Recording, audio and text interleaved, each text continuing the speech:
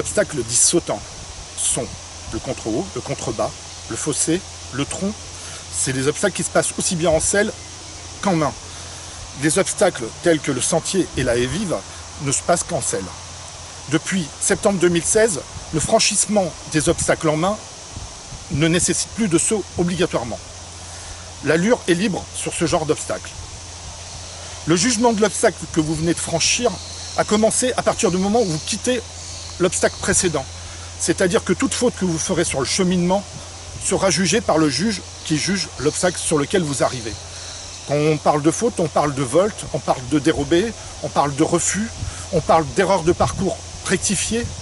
Le franchissement de l'obstacle sans faute, c'est-à-dire que vous n'avez pas fait de volte, de dérobé, de refus, d'erreur de trajectoire, vous donne obligatoirement la note de 7. Si jamais vous faites une faute, vous aurez obligatoirement la note de 4. Si vous faites 2 fautes, vous aurez obligatoirement la note de 1. Si vous faites 3 fautes, vous aurez 0. À cette note s'ajoute ensuite la note de style. Et comptez dans le style, la progression régulière est dans l'axe, la discrétion des aides, la position et la légèreté du cavalier.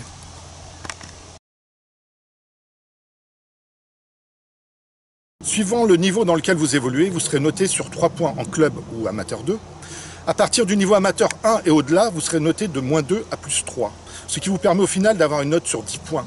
Certaines sanctions sont soustraites de la note finale. Les étriers battants sur les difficultés en main, le franchissement dangereux, la brutalité, la chute ou l'erreur de parcours non rectifiée. Un cheval qui dépasse ou bouscule son cavalier lors d'un franchissement en main est sanctionné d'un franchissement dangereux. 3 coups de cravache ou l'agression verbale sont sanctionnés pour brutalité. Le cavalier qui tenterait par sa trajectoire de simplifier la difficulté, donc le choix du traceur, est sanctionné par une erreur de parcours rectifiée.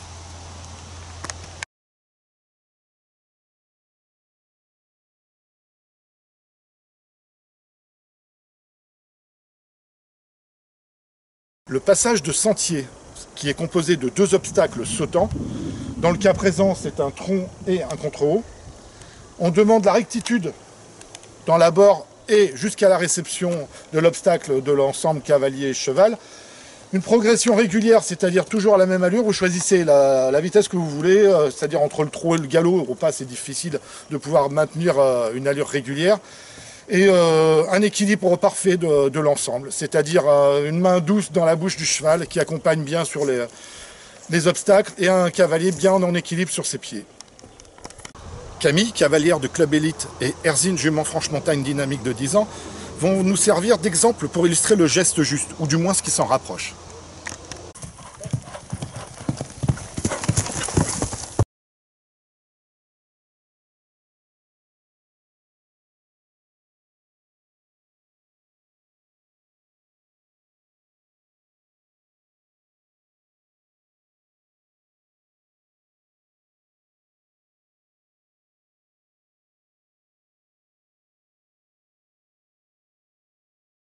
Pour cet obstacle sautant, la progression dans l'axe est régulière, les aides sont discrètes, bonne position de la cavalière qui accompagne bien le saut, le franchissement est agréable à regarder.